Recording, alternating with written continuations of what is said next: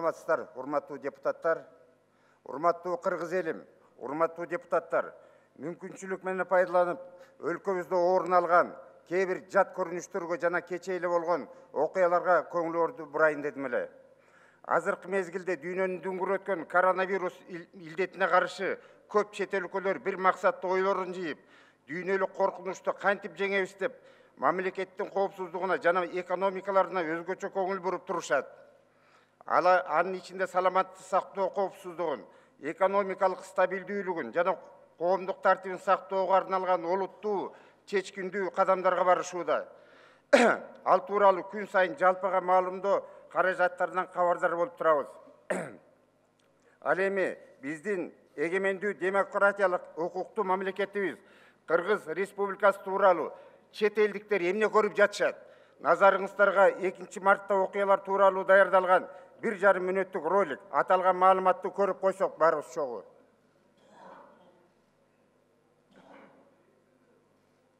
Тынч, провокацияга алдырбай, тынч тарап кетсек.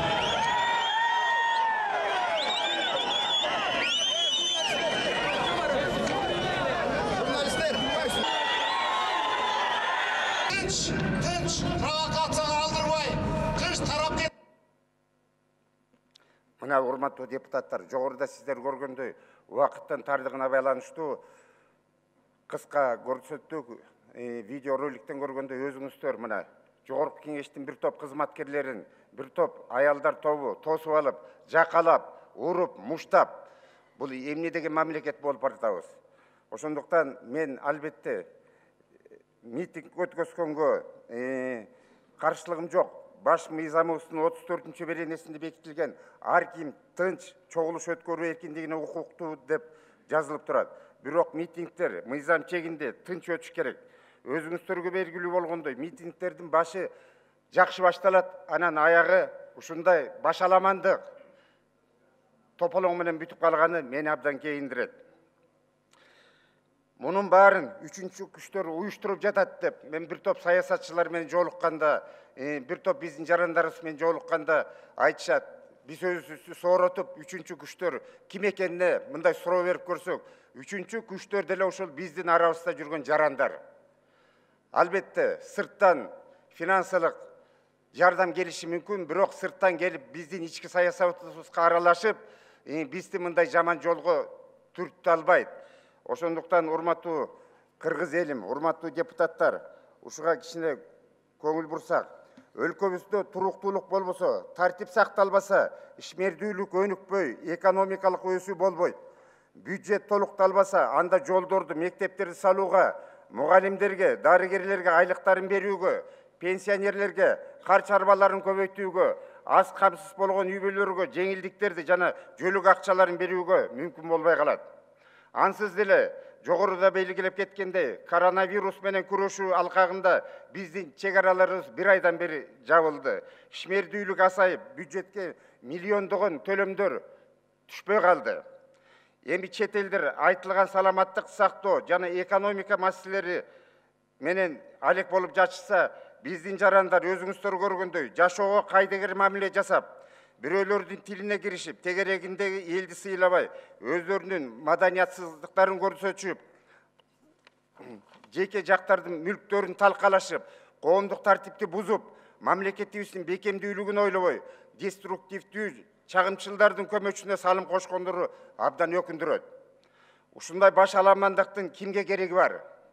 Элибизге кереги жок. Жаз келип, жаз чарыш, күз күрөш дегендей, эл турмуш тиричилигин ойлоп турган мезгил.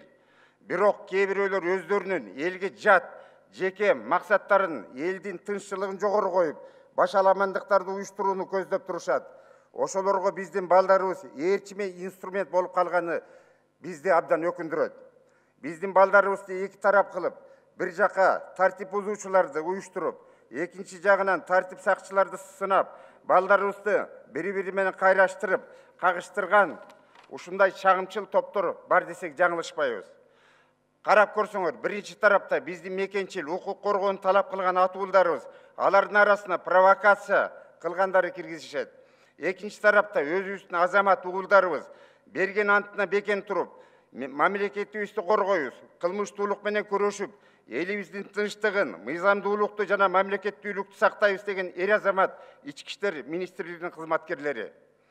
Биздин балдарыбызды бөлүп жарып, бири-бирине жат кылган ушундай татаал мезгилде биз ата-энелер, улуу муундар балдарыбызды тартипке чакырып, өзүбүздүн акыл насаатыбызды айтышыбыз керек. Урматтуу кыргыз элим, урматтуу депутаттар, милицияны элге душман кылбайлы. Өзүңүздөр билгендей, 2005 жылдан бери кыргыз милициясы 2 революцияны башынан өткөрдү. Миңдеги митингтерде элге аралашып, элдин коопсуздугун, мамлекеттин тынччылыгын сактап жүрүшөт. Милиция чынын айтканда жетим баладай жалтаңдап, чечкиндүү чараларды көрө албай келет. Ошондуктан милициянын акыбалын түшүнүп, колдоп жүрүүңүздөрү суранам. Мына өткөндөгү 2 марттагы окуяда дагы митингтерден кийин бирибиз тойго кеттик, экинчиси үйгө кеттик.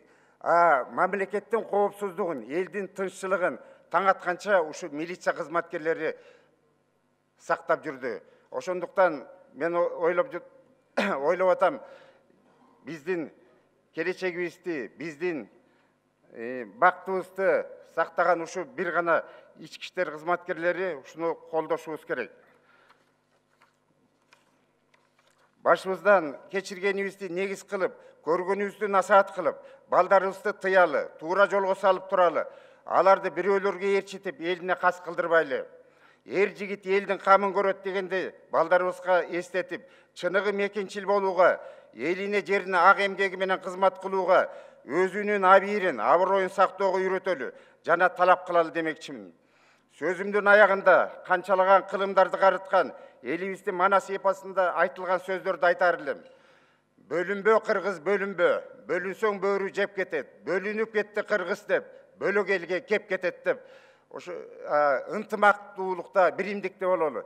Мына мындай окуяны көргөндөн кийин ойлоносуң да, бизге кайсы инвестор келет? Кыргызстан биздин келечегибиз, Кыргызстан туризмдин келечеги деп айтабыз. Кайсы турист келет? Туристтер жарым жыл, 1 жыл мурун пландаштырат. Мына Ысык көлүгө барайын, эс алайын деп.